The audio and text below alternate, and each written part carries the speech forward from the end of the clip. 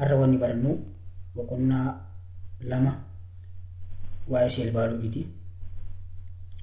So unit 2 cell biology.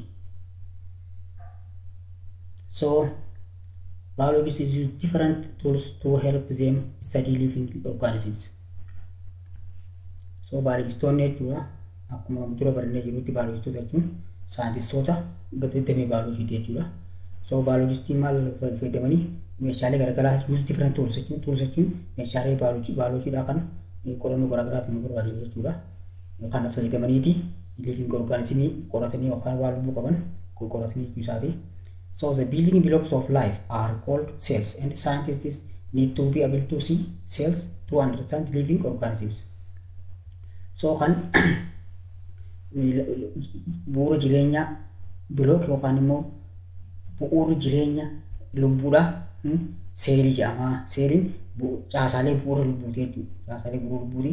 Kanaafuu saayintistoonni seelii kan ilaaluudhaaf yookaan ilaalanii itti baachuudhaaf meeshaalee garaagaraa fayyadamuu isaaniitti jechuudha asirratti himuu jechuudha. So most cells cannot be seen without some kinds of magnification. So kana jechuun maal jechuudha? Seeliin tokko gargaarsa maayikirooskooppii malee ija qullaadhaan akka mul'atu hin dandeenye kan nu ibsu jechuu isaati. So there are some cells that can be seen very easily with the naked eye. Akkuma osoo seeliin irra caalaan seeliidhaa ijaan mul'atu jennee irraa garuu seeliin tokko kan ijaan mul'atu danda'u jira jechuudha.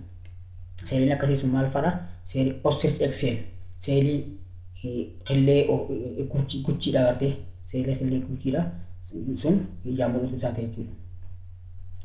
The structure of cells has depended on development of microscope.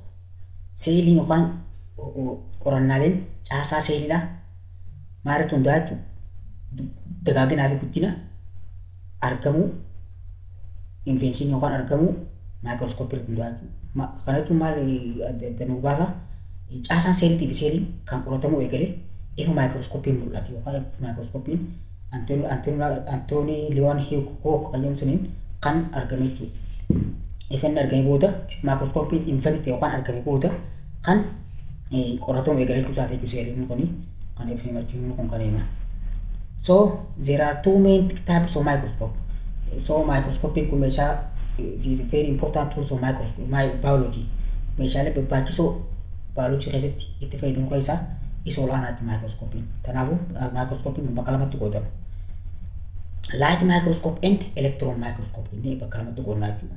Let us see one by one.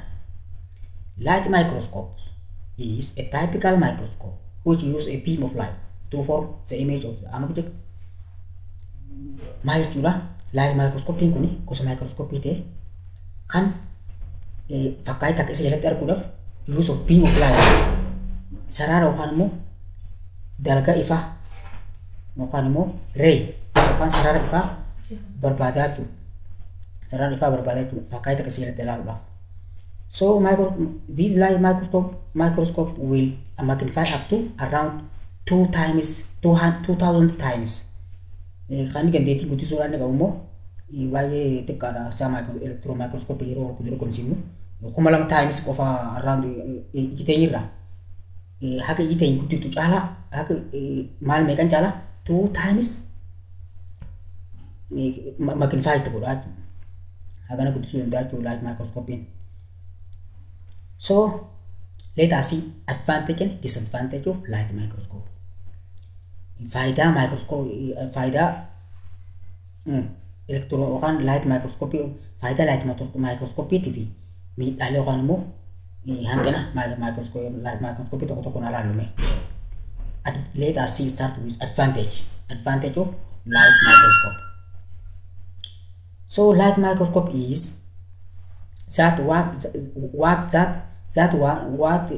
that we can see living plants. Itu maal jechuudha? Waan lubbuu qabu isa jalatti ilaaluu danda'u keenya jechuudha. Light microscope faayidaa light microscope inni tokko maal waan lubbuu qabu isa jalatti salphatti ilaaluu danda'udha jechuudha.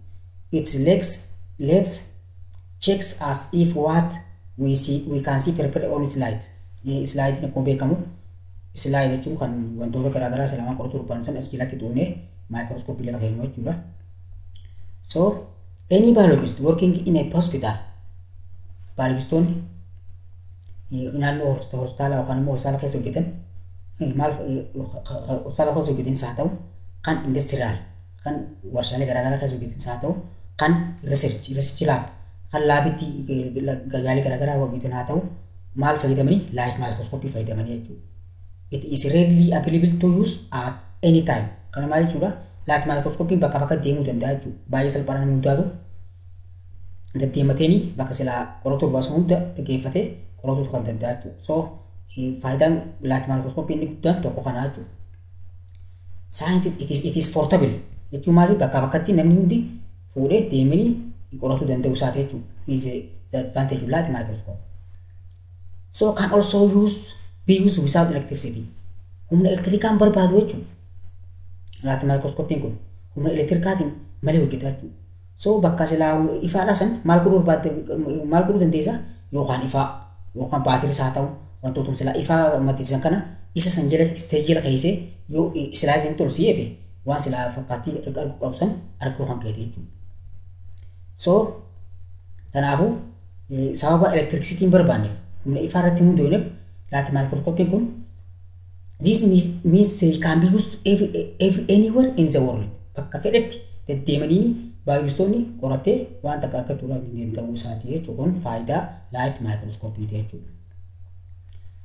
So maali ammas inni itti aanu faayidaan light microscope are relatively small and not very heavy. Baay'ee xiqqaadha. Haalli ulfaatu jechuudha. Not very heavy jechuun ulfaatu jechuudha. Haalli ulfaatu jechuu isaati jechuudha.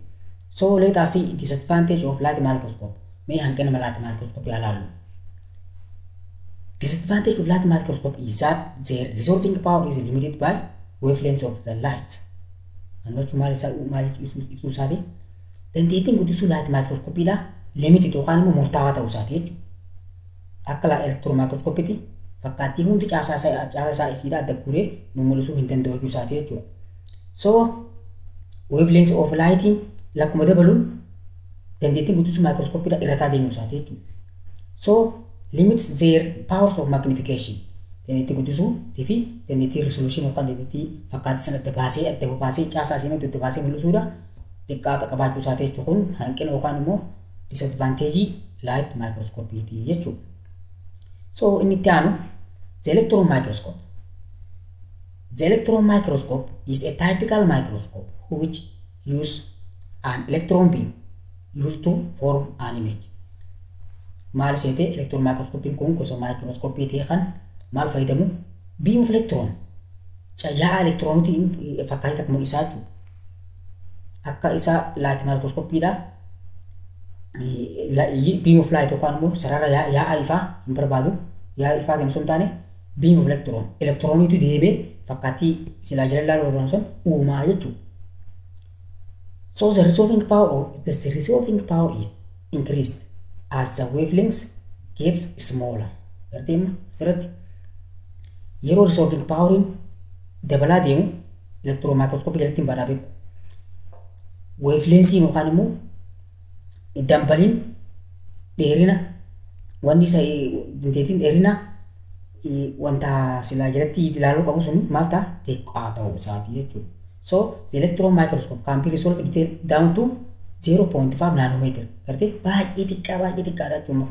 0.3 nanometer jechuun kun fakkaattii xixiqqoolleedha adda guuree nutti mul'isuu isaati jechuudha. Asaa isaanii sirriitti adda baasee jechuudha. So kana fakkaata. Inni itti aanu akkuma isa light microscope ilaallee waa'ee faayidaa fi miidhaa yookaan hanqina electron microscope haan ilaallaa jechuudha. Tokko tokkoon ilaallu. So advantage of the electron microscope. So we can see much more detail using an electron microscope.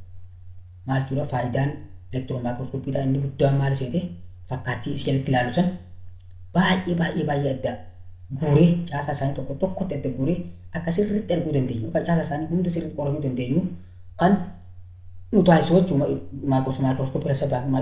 Microscope keessaa isa olaanaadha jechuudha.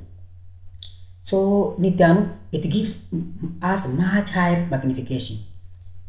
Fakkaattii si jalatti keenya haalaan guddisee caasaa isaa adda guura and resolution dandeettii fakkaattii sun jalatti iftee caasaan isaa duraan tokko ta'e tokko fakkaatu sun gogosamee qatee adda cicciramee jechuudha. Baay'ee adda ba'ee mul'atu jechuudha. Dandeettii kanaan beekamaa maayikirooskoopiin beekamu magnifiikeeshinii fi resoluushinii paawaruudhaan beekamaa jechuudha.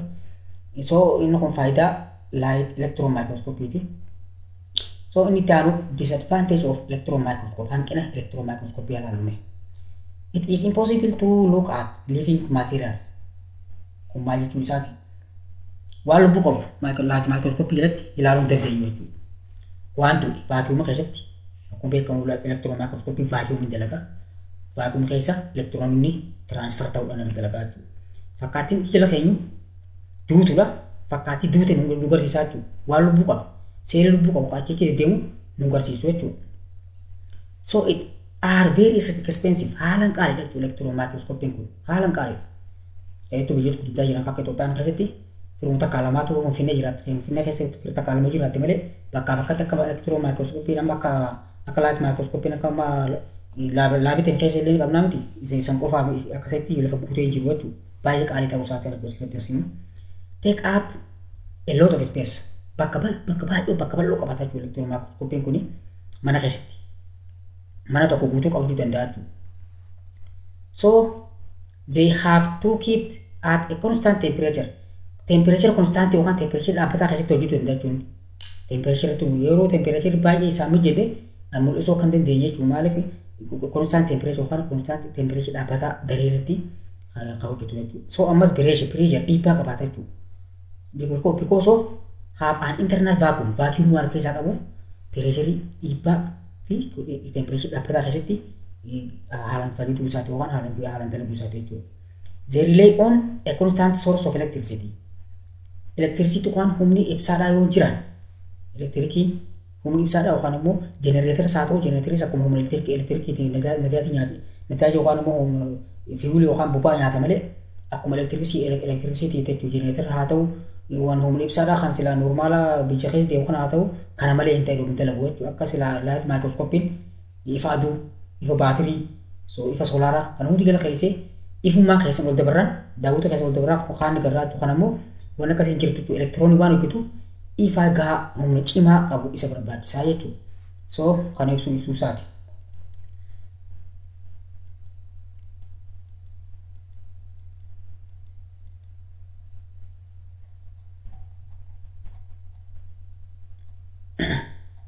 So this is enough for our today's lesson. Until next time, goodbye.